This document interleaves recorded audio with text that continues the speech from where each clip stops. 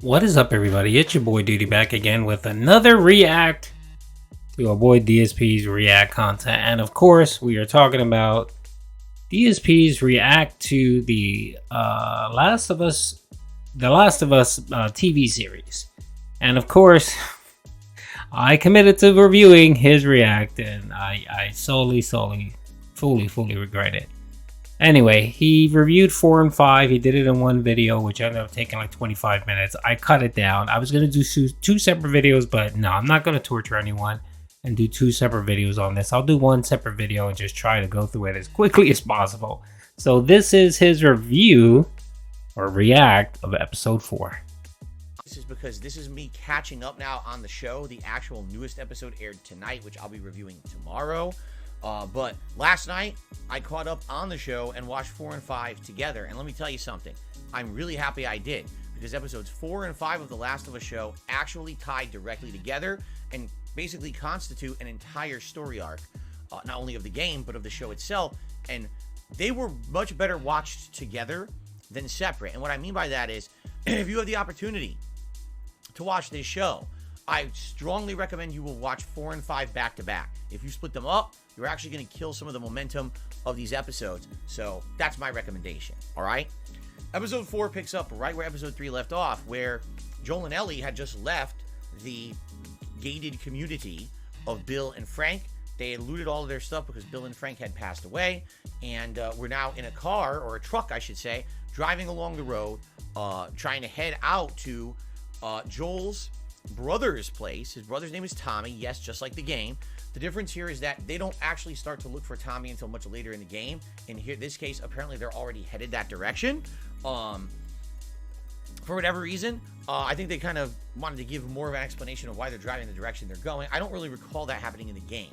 But basically, this is almost, episode 4, almost shot for shot taken almost directly from the game. The entirety of the episode almost, with a few additions that I'll mention. For example, them driving together on the road, joking with each other, getting to know each other. Ellie has the pun book, the infamous pun book that has a bunch of lame jokes in it, and she basically breaks down Joel over the course of the episode with these puns to make him laugh. At first, Joel's very hardened to them and not laughing or thinking anything is funny, but over the course of the episode, as they spend more time together, camping out, eating food, making coffee, going through town, surviving or whatever, they become almost more personable, and this is where their relationship really starts to become almost that of a father-daughter relationship, with Joel being kind of the surrogate dad to Ellie because of the loss of his daughter earlier on in the storyline. Very interesting. And again, a lot of lines, I swear they took line for line out of the game, or they're very similar. This relationship is very well acted and very well done. Now, the action picks up once Joel and Ellie finally arrive at a city. And when they arrive at a city, it seems like everyone's leading them. Everything in the city is set up to lead them to a certain point. They get to this certain point and they happen to see a survivor limping as if there's something wrong with him, covered in blood. Help me, help me. Joel is smarter than this. Immediately realizes this is going to be a setup. And so he tries to get out of the way of the guy, but then all of a sudden they're ambushed. They have to drive off the road. The car gets basically kind of wrecked. And now Joel and Ellie are fighting for their lives as these people basically ambush them and try to kill them. Almost, again, very representative of what happens in the games at this point, okay? Now, if I remember correctly, in the games, it's a little different because they're fighting tons of waves of enemies, and here it's just one small group. So, the interesting part about this is the first time that Joel realizes that Ellie is not just some kid to protect, because Joel gets into a bad situation, and it's Ellie who actually saves him this time. And it's actually also the first time we see Ellie commit any kind of violence in the show. She has to sneak up behind a guy with a gun that she actually stashed with her, unbeknownst to Joel, back at Bill's. She uses that gun to save Joel's life, and now Joel kind of starts to realize, has this self-realization, oh wow, it's not just about me. Maybe I should trust this girl. Seems like she knows her stuff. She even admits to Joel this was not the first time that she had to commit violence, although he does pry into her later and ask what she means by that, and she won't answer him. Okay, again, very similar to how this comes out in the book. Only difference, they've removed all of the gameplay. There's no sneaking through a whole city by this group of ambushing survivors. Okay, I let this play out a little bit because I just wanted you to get content of his actual review, and this is what his reviews are. Game. Okay, so his review is actually just, it's not a review and it's not a react. It's him regurgitating what he saw. So he's actually giving people spoilers. And I'm guessing since he's behind, I'm guessing who really wanted to watch this show has already watched it. But still, you're not supposed to give spoilers like that when you're doing a review or react. You're essentially supposed to kind of give a general discussion of what the episode was about, and then give your reaction. Give your reaction. Talk about how it made you feel, whether you liked it or not. Focus on a key point and kind of talk about that. That's kind of what a react is. So it's not a regurgitation in your words of what the episode was, and that's what you're doing here. And that's not a react, Phil.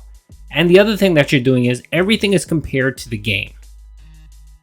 We understand that the source material, Phil, is the game. Everyone understands that The Last of Us isn't a show that was created out of thin air.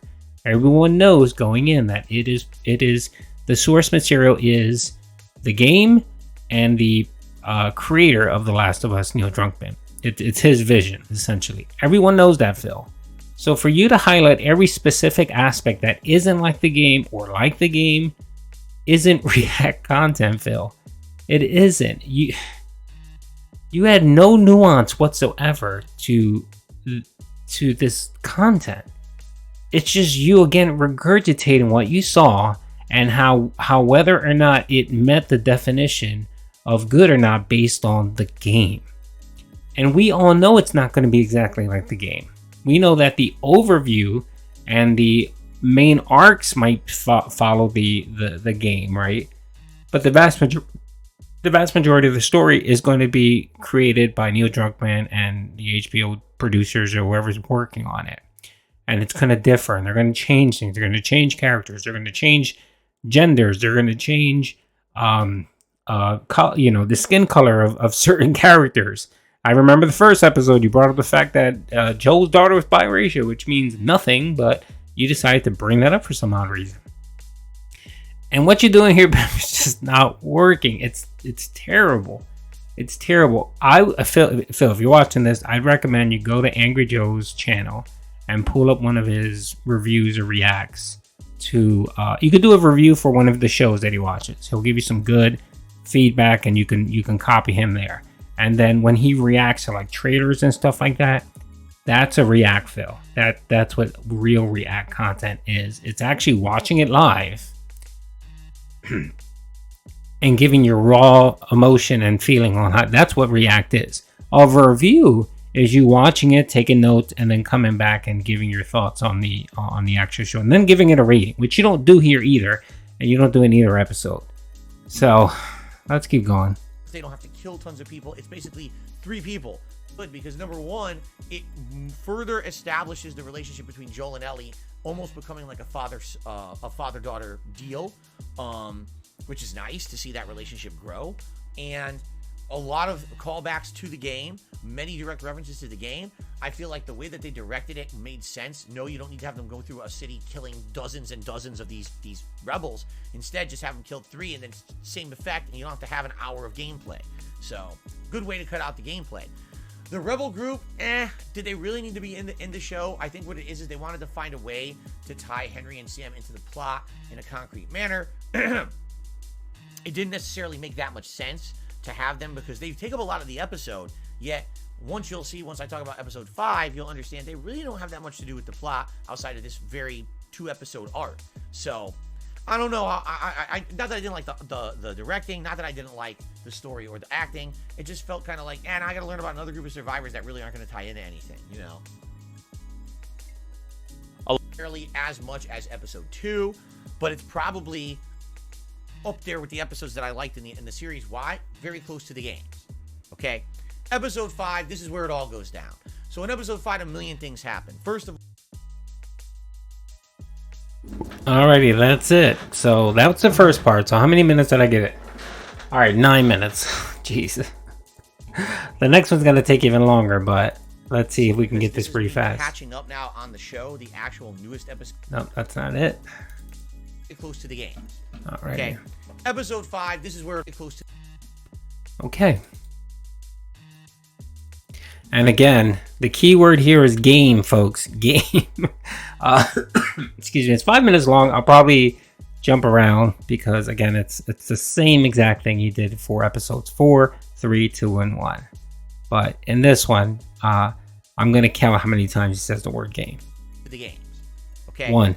Episode 5, this is where it all goes down. So in episode 5, a million things happen. First of all, Henry and Sam have Joel and Ellie at gunpoint. They then reveal they're not there to hurt them. They just found them. And now they're hoping that maybe they could talk with them and figure out who they are and team up. So you find out that Sam, the younger son of Henry, is actually deaf. Now, he was not deaf in the video game. He's also much younger. He's only 8 years old here, and I believe in the games he was a few years older. 3. Closer to Ellie's age. But that doesn't stop Ellie and Sam from hitting up a friendship, because, I mean, they're two younger, kids, and, I mean, how else are you going to have that kind of, childlike mentality? Obviously, Ellie's not going to have that with Joel. So they do become friends, and even though Sam can't talk, he does sign language, and he actually has a board that he writes on around his neck that he can use.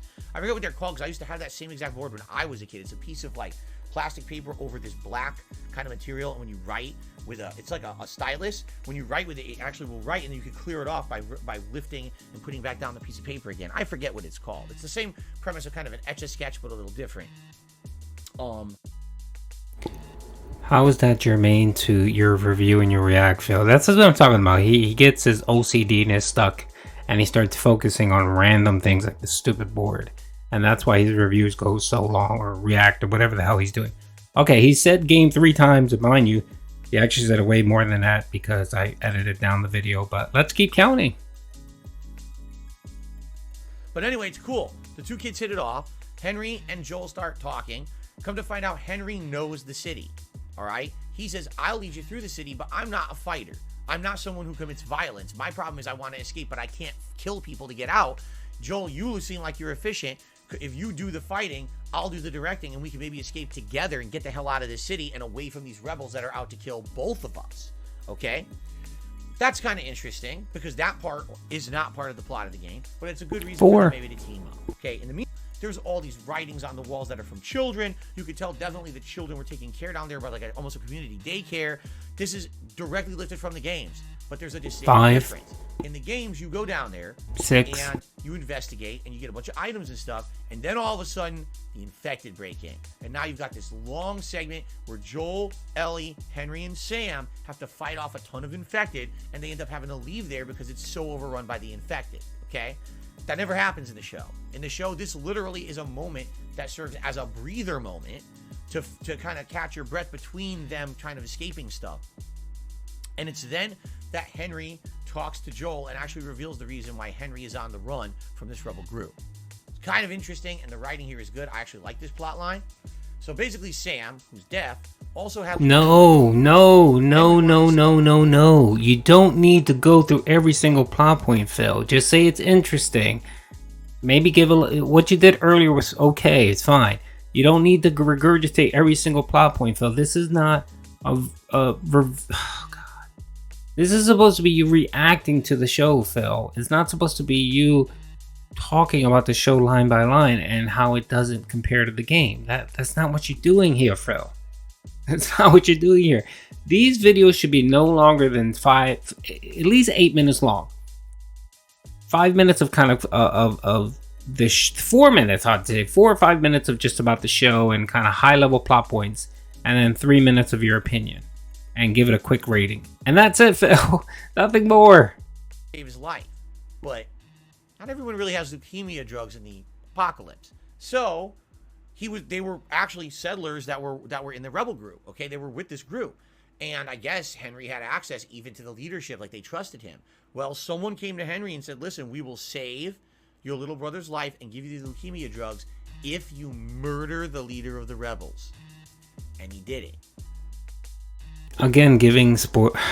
Okay, this is what you would have. All right, Phil. I'm gonna just talk about what you just did right now. All right, and I'm gonna do it in my own words. Right. This is how I would have approached it. Yeah. So The Last of Us. There was a really good, a cool plot point there where you find out one of the people, and even give the name, is sick and suffered from leukemia, and they had a moral dilemma that they had to choose. They had a moral dilemma where they needed medicine, and the only way they can do it was actually doing a crime, committing a crime, and actually killing someone in return for these drugs. You know what? That was very interesting. By the way, Walking Dead actually did this. Walking Dead, if you ever watch Walking Dead, the last season or the second to last season, Negan's storyline. If you ever watch his storyline with his wife before he became Negan, they used a very similar plot point where his wife had cancer. She had they lived in a little shack with a generator to keep the leukemia medicine or the cancer medicine cold, and something happens where the generator dies, so that the drugs go bad, and he has to go find new drugs. So they actually took they took a very similar plot point from The Walking Dead and integrated it into The Last of Us. That would have been something interesting you could have added, Phil. You know, and just clean it up. I'm just rambling here, but essentially that's something that people would look for when you're doing this type of React content. You know what I mean? Like, give them a little interesting tidbit of the show. And you can tie in Walking Dead, which again is another zombie apocalypse show, and you can talk about how they did this kind of plot point and how they brought it into the show. That's the type of stuff people are looking for, Phil. Anyone can go and watch the show. They don't need you to give them a blow for blow, line for line review of the show. If they like the show, they will go watch the show. What they're looking for, Phil, is some information, your kind of view on the show, and how you reacted to things. That's what people are looking for in these videos, Phil. Because he wanted to save Sam's life. And apparently he did, because Sam was alive, so I guess the leukemia drugs worked.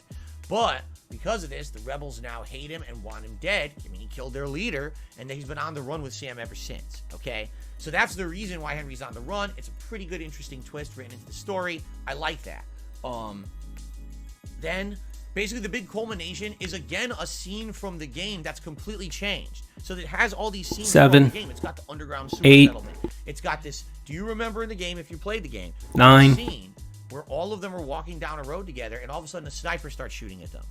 Come to find out, this is a whole trap by bandits, and what they need to do is like kind of go back and forth across this road as people are sniping at them, take out other people trying to kill them, get into the building with the snipers, take them out. It's a big segment of the game, and then it gets kind of exciting because also there's some infected that show up during this segment, and it leads into a big plot point. Well, they've changed it all.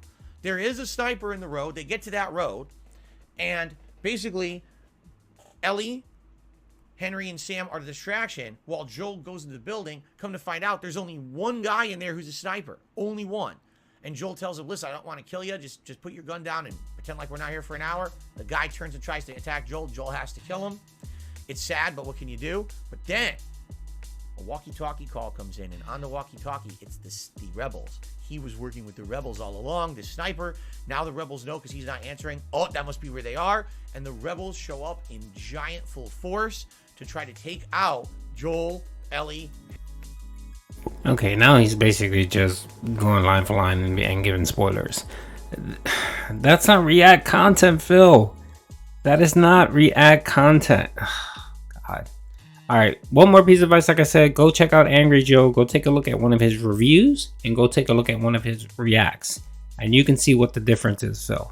And maybe you can incorporate it and do better. I know you're new at this, or you claim you're new at this, so I'll cut you a little break. But you need to change this. This is god awful, Phil. It's terrible. I don't know how many times I can actually watch these reviews. Anyway, hope you guys enjoyed the video. Whoever asked me to make these reviews, you better watch this content because I'm pretty sure no one else will. Peace out.